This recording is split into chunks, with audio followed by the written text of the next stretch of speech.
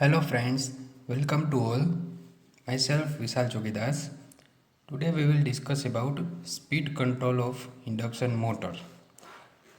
In this topic we will see in a brief different methods of speed control of induction motor. And this topic is covered in the subject of electrical machines too. Now first we will revise the formula for speed. The rotor speed of an induction motor is given by Nr is equal to 1 minus S into Ns. And we know that S is a slip and Ns is a synchronous speed. And Nr means rotor speed. So this formula is very important for studying the speed control methods. By rearranging this formula, we can get S is equal to Ns minus Nr upon Ns. Okay, so we can use this formula in different arrangements. These are all the different arrangements of this formula. And what is synchronous speed? Synchronous speed Ns is equal to 120 F upon P. So this is also an important formula,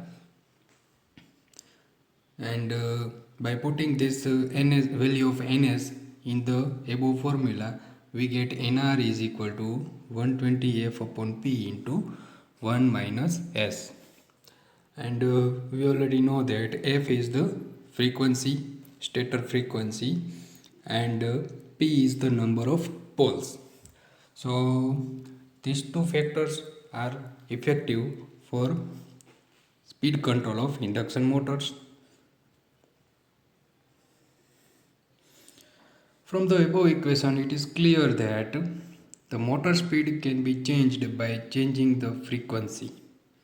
Okay, we have seen the formula Ns is equal to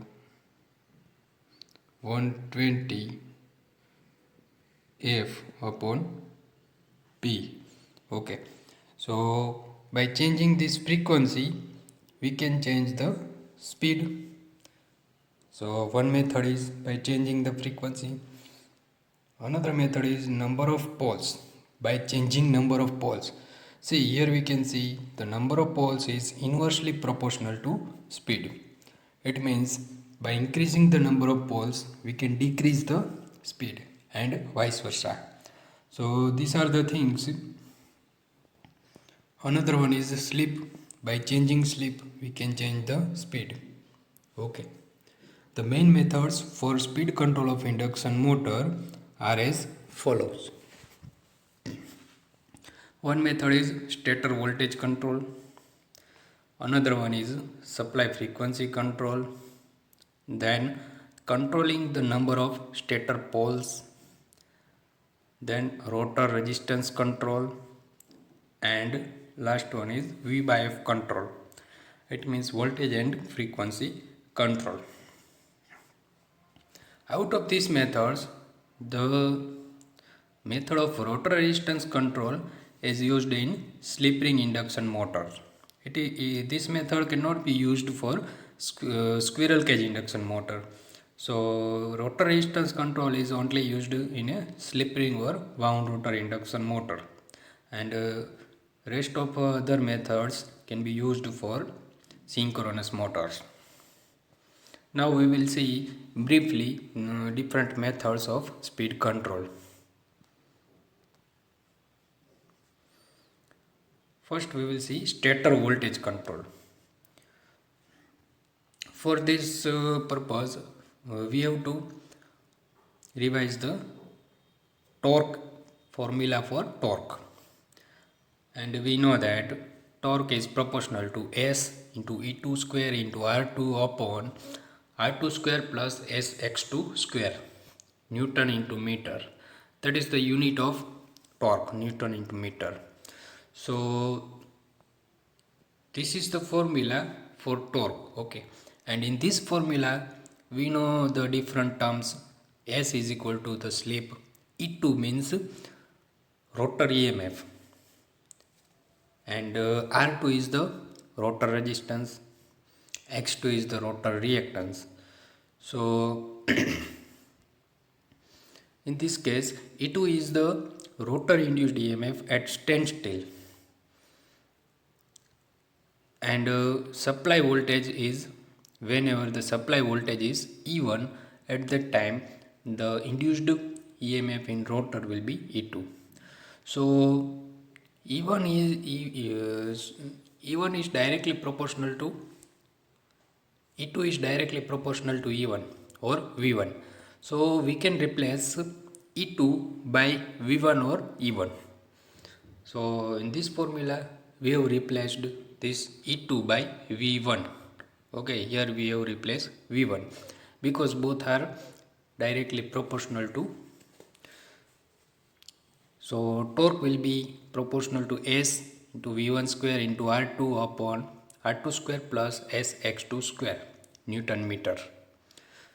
Now in the stable region of torque slip characteristics, the value of S is low. This thing we have seen in a torque slip characteristics, that in a stable region the value of S is very low. Hence we can neglect the value of X square. Due to this we can neglect the value of X square. Okay, so by putting this in this equation, we get torque is proportional to S into V1 square into R2 upon R2 square. This will be neglected. Okay, Newton to meter. Now 1 R2 is cancelled in numerator and denominator. Then we get T is proportional to S V1 square upon R2 Newton into meter. But R2 is constant. So we can say that T is directly proportional to S into V1 square. Okay, so V1 is nothing but stator voltage. So by changing the stator voltage, we can change the torque. And we also know that torque is directly proportional to speed. It means if torque is increases, then speed is also increases. If torque is decreases, then speed is also decreases. So this is the way how can we control the stator voltage control. How can we control the speed of a three-phase induction motor by using stator voltage control. Now torque is proportional to the square of the supply voltage that we have seen, and current is proportional to the voltage. Current is also proportional to voltage. Therefore, by stator voltage, it is possible to vary motor speed. That we have seen how it is possible. With increases in stator voltage, the motor speed will be increased. It means it will be in a directly proportional. This method is suitable where the load torque decreases with speed. For example, fan. So in a fan type load, whenever the speed is increases, the load torque will be decreases, and for this type of load we can use this method.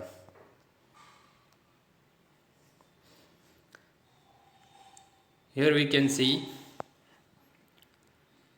the graph of torque versus speed. Okay, so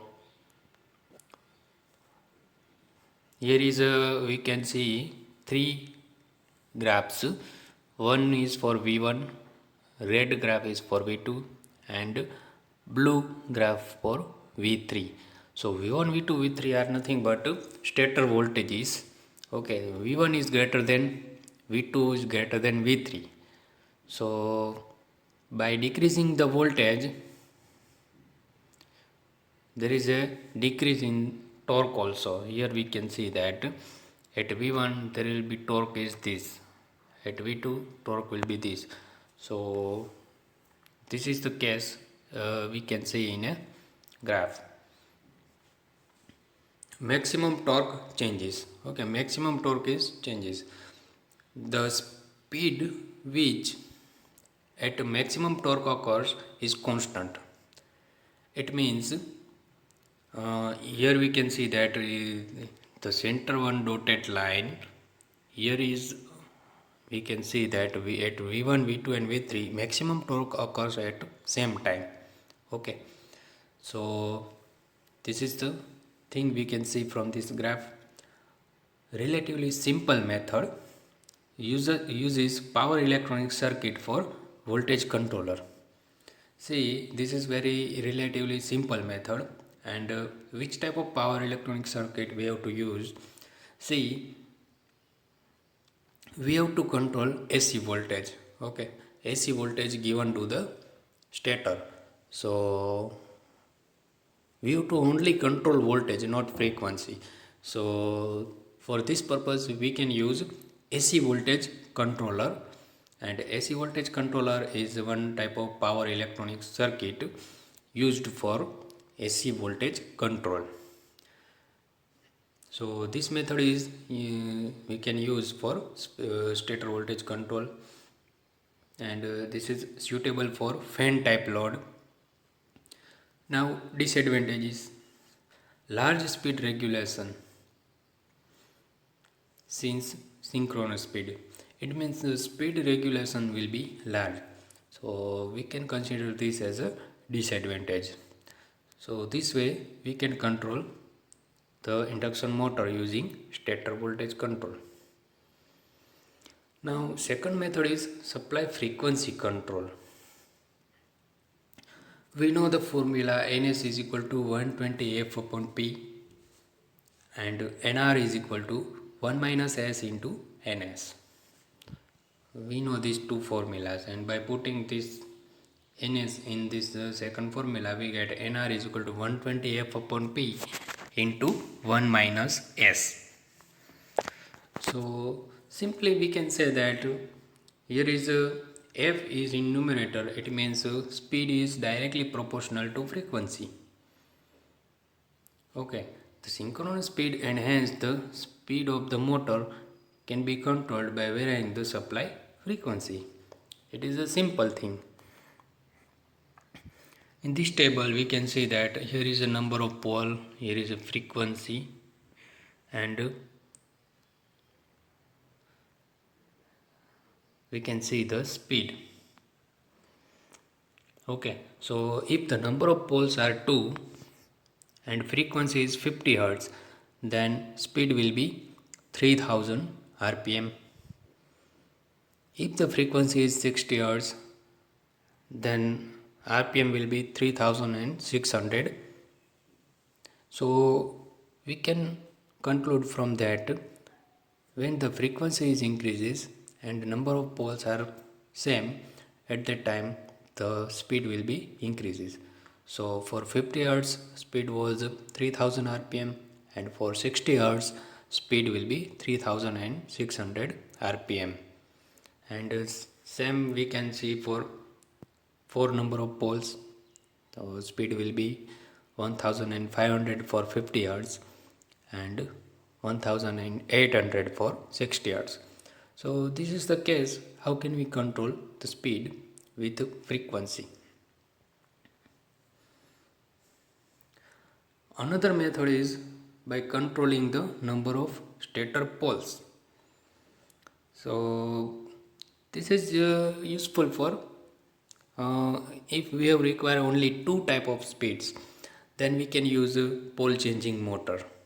Okay, so formula is the same. Okay, here we can see the number of poles is 2, then speed will be 3000 rpm. If the number of poles are increases and it is 4, then speed will be 1500.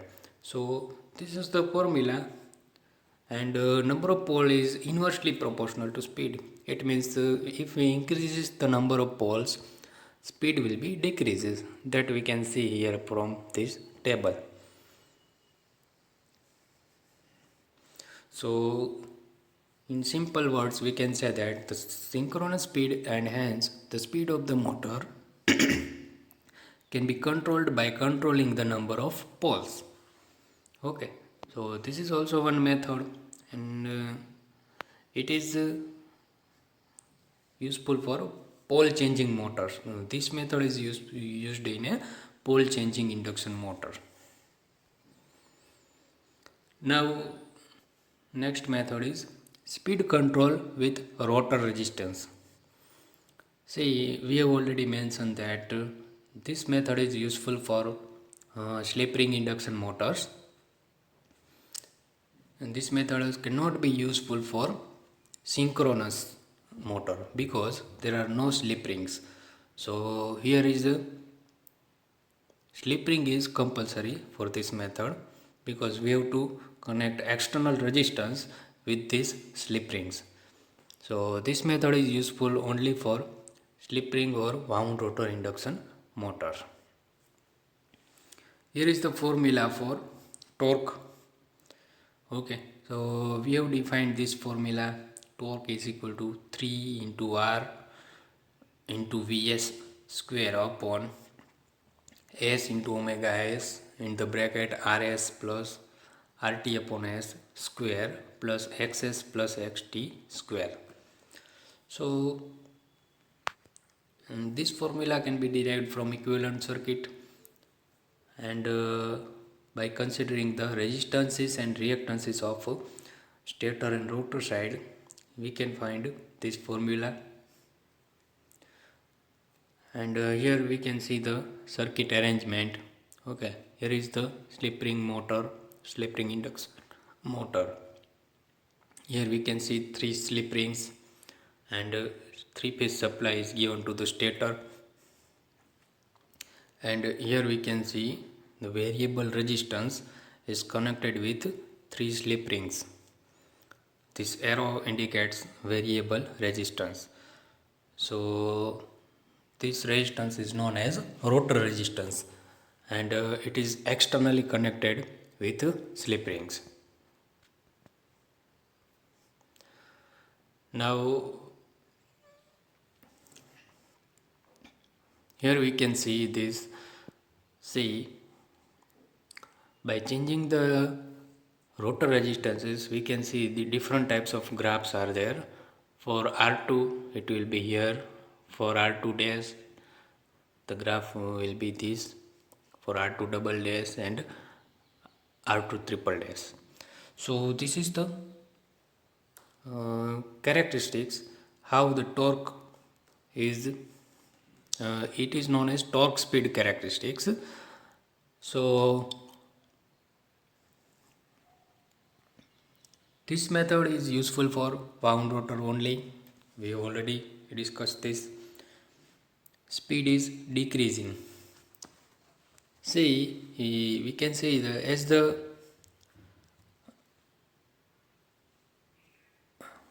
rotor resistance increases, the speed is decreasing, and constant maximum torque. See, these are the different characteristics. Okay, so here we can see the maximum torque is here for R2, and for R2 dash the maximum torque is also same. It means it is a constant maximum torque, but the point of maximum torque is changed. Okay, the speed at which maximum torque occurs changes. So speed is changes. Here we can see this speed, and at this point here is this speed. So this is the way how can we control the speed with using rotor resistance. Here are some disadvantages also. Large speed regulation will be there. See, for any system the speed regulation will be minimum, should be minimum, but in this case it is a large, so we can consider this as a disadvantage. Power loss in R external reduce the efficiency. It means we have connected rotor resistance externally, so we know that whenever the current is flowing from the resistance, there is a I square R losses. So I square R losses will be there in a external resistance, and due to this the efficiency will be decreases. So we know that whenever the losses are increases, the speed will be efficiency will be decreases. So this happens in this case also. Now this is one arrangement. Here we can see that this is the external resistance Rx and this is the chopper. So rotor resistance can be changed by using this method also. This is known as a static rotor resistance control. So in this case, the fixed resistance is there in a circuit, and this transistor or any power semiconductor switch is there, and it will be turn on and turn off at high frequency.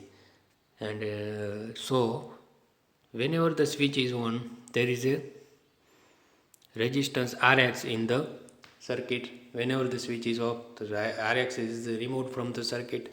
So in this way we can change the external resistance in the circuit. So this is the advanced method. We can use the power electronics converter chopper. Okay, this is known as chopper because it is giving variable DC voltage, and alpha is the duty cycle of chopper. By changing the duty cycle we can change the frequency of this switching frequency of this switch. So this is also one method we can use for rotor resistance control. The only inconvenience here is of course the loss of power in the external resistance. This is major disadvantage. Automatic control can be achieved by using the chopper in the rotor circuit. See, by using chopper we can control automatically using power electronics circuit. So this is advantage. Now frequency control. So we have seen that in a frequency control, frequency is directly proportional to speed because we know that Ns is equal to 120 f upon p. Okay, but sometimes frequency only is not preferable or convenient method for controlling the speed.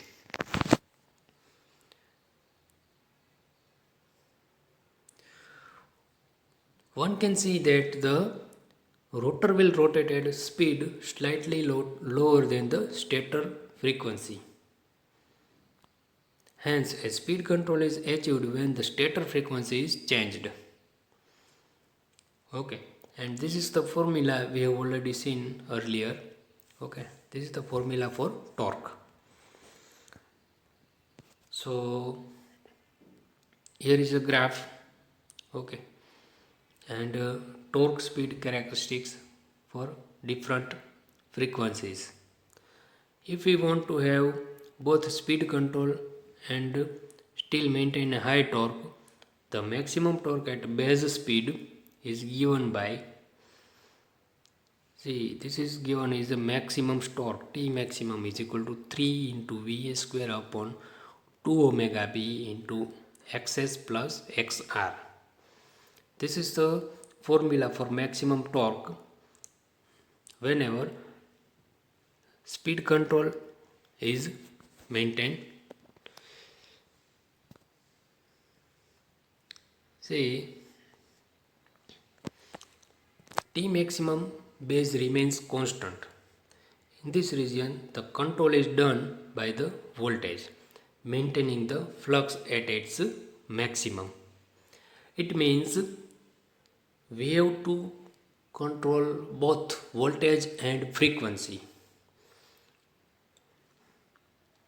Then the region called the field weakening as for the DC machine. See, in a DC machine, we are controlling the speed using field control method. So just like this, in this case also we can control the speed. In order to maintain the flux constant, the ratio V by F must be maintained constant. Okay.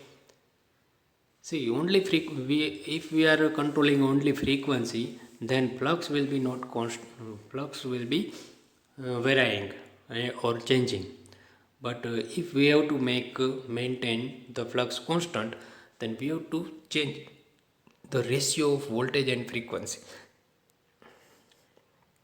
However, due to losses in the machine, at low speeds, one must have a boost voltage at the low speeds to compensate for losses. See, sometimes there is losses in a low speeds. So at that time, we have to add boost voltage to the circuit for this method, and this method is widely used in industry. You heard the name AC drive. So in most of the AC drives, there is a speed control method used is V by F control. So this is very important, and it is widely used in industry. Varying supply voltage and supply frequency. Okay. So this is the graph, torque versus speed, and we can see that three types of ratio are there. The best method, since supply voltage and supply frequency is varied, to keep V by F constant. So this is the best method for supply voltage and frequency. Maintain speed regulation. See, in the earlier methods, there was a large speed regulation, but in this case, speed regulation will be maintained. Uses power electronic circuit for frequency and voltage controller. See, there are lots of power electronic circuits available, and using these circuits we can control frequency and voltage. In an inverter, we can control voltage and frequency both in a single circuit. So in a industrial drives, the inverter is used for controlling the voltage and frequency using single circuit or single stage conversion. And constant maximum torque, it means the maximum torque. Here we can see this is the maximum torque line. So maximum torque for all time is constant. So this is the way how can we control the speed. Thank you.